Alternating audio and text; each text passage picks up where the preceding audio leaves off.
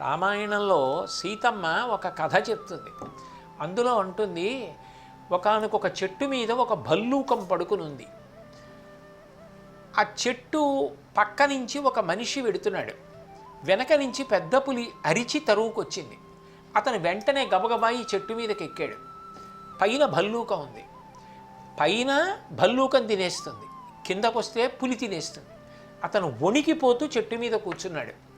పులి అంది, ఓ భల్లూకమా, నువ్వు నేను జంతువులం, క్రూర మృగాలం, వీడు మనిషి, వీడిని నమ్మకు, కిందకి తోసేయి, వాడిని తిని వెళ్ళిపోతాను, నువ్వు కిందకి దిగి వెళ్ళిపోంది.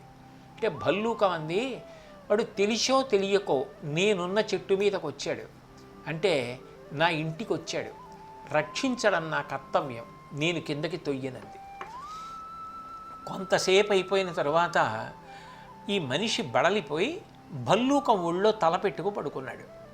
పెద్ద పులంది, వాడు మనిషి నిద్ర లేచిన తర్వాత వాడు ఎంత దారుణంగానైనా ఆలోచిస్తాడు తెలివితేటలతో, అందుకని వద్దు, కిందకి తోసేయి, తిని వెళ్ళిపోతానంది పులి. నేను తొయ్యనంది భల్లూకం. కొంతసేపు అయిపోయిన తర్వాత మనిషి నిద్ర లేచాడు. భల్లూకం, నాకు నిద్ర వస్తోంది, నేను నీ ఒళ్ళో తలపెట్టుకు పడుకుంటానంది. సరే పడుకోమన్నాడు మనిషి. భల్లూకం మనిషి ఒళ్ళో తలపెట్టుకు పడుకుంది. కిందనున్న పెద్ద పులందే, అది భల్లూకం, నిద్ర లేస్తే దానికి ఆకలేస్తుంది, అప్పుడు నిన్ను చంపేస్తుందో మనిషి, అందుకని భల్లూకాన్ని కిందకి తోసి దాన్ని తిని వెళ్ళిపోతాను, నువ్వు కూడా కిందకి దిగి వెళ్ళిపో నీ మార్గంలో అని. వెంటనే మనిషి భల్లూకాన్ని కిందకి తోసేశాడు. అది అలవాటు మీద కింద పడిపోతుండగా చెట్టు కొమ్మలు పట్టుకుని మళ్ళీ పైకి ఎక్కింది. పులి అంది, చూసావా మనిషి ఎటువంటి వాడో, కిందకి తోసేయి అంది. అంటే భల్లూకం అంది, వాడు నాకు అపకారం చెయ్యాలని అనుకుని ఉండి ఉండవచ్చు, నన్ను తోసేసిన మాట వాస్తవం, అయినా క్షమించడం గొప్ప గుణం, నేను తొయ్యను, నేను వాడిని నీకు ఆహారంగా ఇవ్వను, నా దగ్గరికి వచ్చాడు, రక్షిస్తానంతే.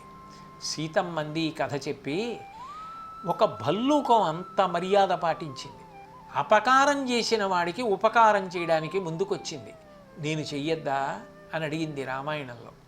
అంటే మనిషి అని ఎప్పుడు అనిపించుకుంటారంటే, అపకారం చేసిన వాడికి కూడా ఉపకారం చేయడానికి ఎవరు సిద్ధపడతారో వారు చాలా చాలా గొప్పవారు. అటువంటి క్షమాగుణం, అటువంటి ప్రేమ గుణం నేర్చుకోవాలి.